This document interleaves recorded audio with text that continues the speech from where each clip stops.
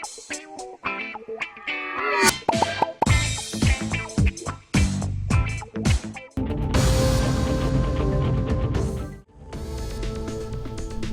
में 5 आईपीएस अफसरान को डायरेक्टर जनरल के ओहदे पर दी गई तरक्की।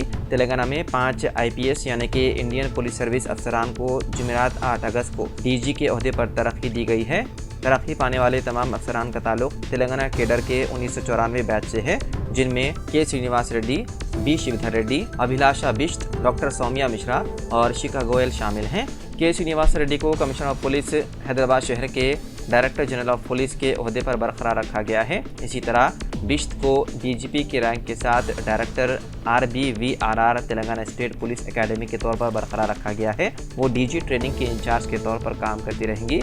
वहीं बी शिवधर रेड्डी को डीजीपी के ओहदे के साथ डायरेक्टर जनरल इंटेलिजेंस तेलंगाना के ओहदे पर बरकरार रखा गया है। डॉक्टर सौम्या मिश्रा को डीजीपी के ओहदे के साथ जेल और इस्लाही खिदमात के डायरेक्टर के तौर पर बरकरार रखा गया है। वहीं शिखा गोयल को डायरेक्टर जनरल CID यानी कि क्रिमिनल इन्वेस्टिगेशन डिपार्टमेंट के ओहदे पर बरकरार रखा गया है। वो तेलंगाना साइबर सिक्योरिटी ब्यूरो का इजाफी चार्ज भी संभालेंगी। उन ओहदेदारों को गवर्नर के हुक्म पर तरक्की दी गई है।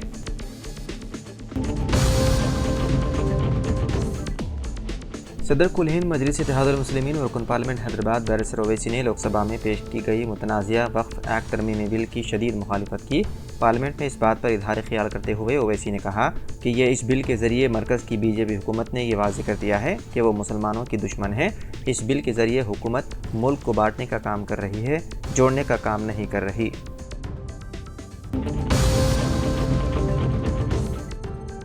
अक़लियती उमूर के वज़ीर किरण रिजिजू ने वक्फ तरमीमी बिल साल 2024 लोकसभा में पेश किया। बिल के ज़रिए 1995 और साल 2013 के वक्फ क़वानीन में तरमीम की जा रही है। बिल में 1995 के वक्फ एक्ट का नाम तब्दील करके United Waqf management empowerment efficiency and development act 1995 कर दिया गया है। अपोजिशन ने वक्फ बिल पर हंगामा बर्पा किया और हुकूमत की नीयत व इरादे पर सवालिया निशान लगाए। अपोजिशन की जानिब से KC वेणुगोपाल ने इस पर एतराज़ किया और कहा कि ये मजहब और आइन के ज़रिए दिए गए बुनियादी हुकूक पर हमला है। उन्होंने वक्फ बिल पर एतराज़ किया और कहा कि यह आइन के ज़रिए दी गई मजहबी आज़ादी के हक़ की खिलाफ वर्जी है। ये बिल बुनियादी हुकूक पर हमला है। उन्होंने सवाल किया कि क्या अयोध्या के मंदिर में कोई गैर हिंदू है? क्या किसी मंदिर की कमेटी में किसी गैर हिंदू को रखा गया है? वेणुगोपाल ने कहा कि वक्फ भी एक मजहबी इदारा है, ये मुआशरे को तकसीम करने की कोशिश है।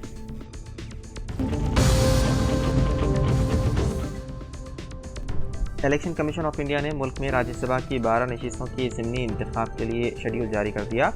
9 रियासतों की 12 राज्यसभा नशिस्तों के लिए 3 सितंबर को सुबह 9 बजे तक शाम 4 बजे राय दही होगी और उसी रोज़ शाम 5 बजे वोटों की गिनती और नतीजे का ऐलान किया जाएगा। आसाम, बिहार, हरियाणा, मध्य प्रदेश, महाराष्ट्र, राजस्थान, त्रिपुरा, तेलंगाना और उड़ीसा में इंतखाबात होंगे।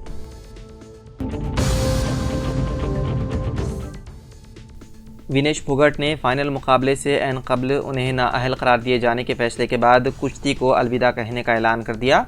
विनेश फोगाट ने जब आज मायूसी के दरमियान कुश्ती से अपने रिटायरमेंट का ऐलान किया तो इस पर उनके उस्ताद और चचा महावीर फोगाट का रद्द-ए-अमल सामने आया। विनेश को कुश्ती की बारीकी सिखाने वाले महावीर सिंह फोगाट ने कहा कि जब भी वो मुल्क वापस आएंगी तो उन्हें समझाऊंगा कि अभी और खेलना है और वो अपने रिटायरमेंट का फ़ैसला बदल दें। एक सवाल के जवाब में कि विनेश ने रिटायरमेंट का फ़ैसला क्यों लिया, इस पर महावीर ने कहा कि जो भी खिलाड़ी इस सतह तक पहुंच जाता है और जब इस तरह के हालात बन जाते हैं तो वो गुस्से में इस तरह के फ़ैसले लेता है। वादे रहे कि पेरिस ओलंपिक्स के फाइनल से कबल सिर्फ 100 ग्राम वज़न ज़्यादा होने पर जब विनेश फोगाट को फ़ाइनल के लिए नाअहल करार दिया गया तो उनकी तबीयत बिगड़ गई तो उन्हें इलाज के लिए अस्पताल से रुजू करना पड़ा।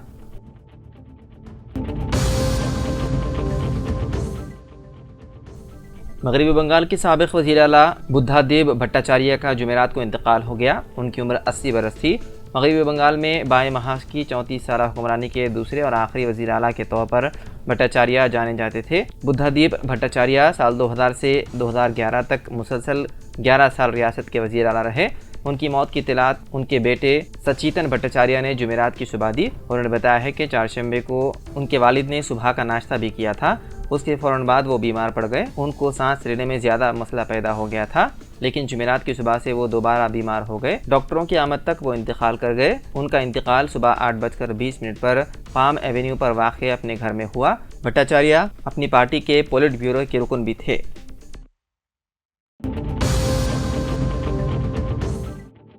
अहम अपोजिशन जमातों कांग्रेस, समाजवादी पार्टी की जानिब से मरकज़ी हुकूमत की जानिब से आज पार्लियामेंट में पेश किए जाने वाले वक्फ तरमीमी बिल साल 2024 की शिद्दत के साथ मुखालिफत का फैसला किया है। मरकज़ी वज़ीर किरण रिजिजू बिल पेश करने वाले हैं। इस वक्त तरमीमी बिल की समाजवादी पार्टी मुखालिफत करेगी। अपोजिशन पार्टी कांग्रेस पहले ही इस बिल की मुखालिफत का फैसला कर चुकी है। वाज़ेह है कि वक्त तरमीमी बिल के सिलसिले में गुज़िश्ता रोज़ समाजवादी पार्टी सरबराह अखिलेश यादव ने BJP पर मुसलमानों का हक़ छीनने का इल्ज़ाम किया था आयद।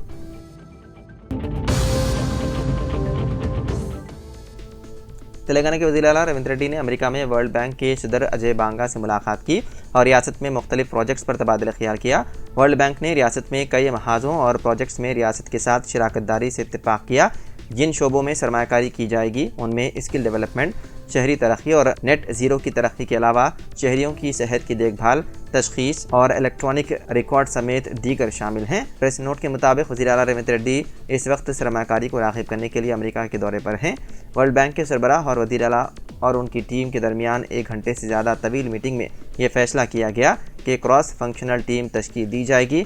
इसमें कहा गया है कि हर एक इलाके में एक तेज़ रफ्तार तरीके से प्रोजेक्ट को काबिल अमल बनाया जाएगा। बशमूल मूसा नदी की बहाली का मंसूबा, स्किल यूनिवर्सिटी, हैदराबाद के करीब फ्यूचर सिटी और सिटीज़न हेल्थ केयर वगैरह शामिल हैं।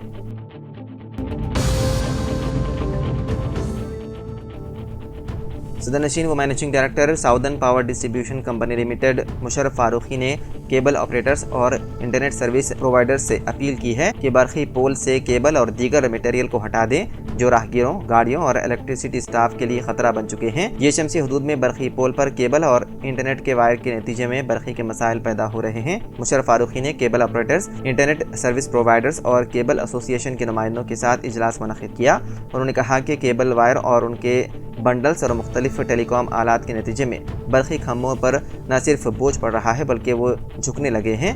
मुशर्रफ अली फारूकी ने कहा कि फुटपाथ पर लटकते हुए केबल आवाम की ज़िंदगी के लिए ख़तरा बन चुके हैं। उन्होंने ऑपरेटर्स और इंटरनेट प्रोवाइडर्स को लटकते हुए वायर फौरी हटाने और क़वायद के मुताबिक केबल की तनसीब की हिदायत दी।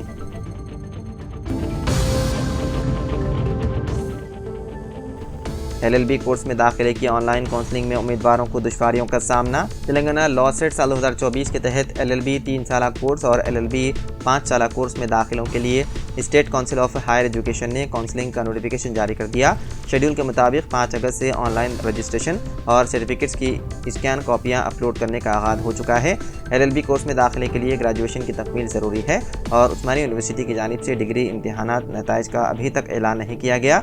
उम्मीदवारों को काउंसलिंग में ऑनलाइन रजिस्ट्रेशन और असनादात की कॉपियाँ अपलोड करने में दुश्वारी हो रही है क्योंकि ग्रेजुएशन की डिग्री के बगैर ऑनलाइन रजिस्ट्रेशन कबूल नहीं किया जाता। उम्मीदवार नताइज के अदम इजराई के नतीजे में उलझन का शिकार है क्योंकि 20 अगस्त ऑनलाइन रजिस्ट्रेशन और असनादात अपलोड करने की आखिरी तारीख है। हुकाम तलबा को तयक़ुन दे रहे हैं कि उस्मानिया यूनिवर्सिटी के नताइज का 20 अगस्त से कबल ऐलान कर दिया जाएगा, लेकिन यूनिवर्सिटी हुकाम की जानिब से इस सिलसिले में कोई वदाहत नहीं की गई।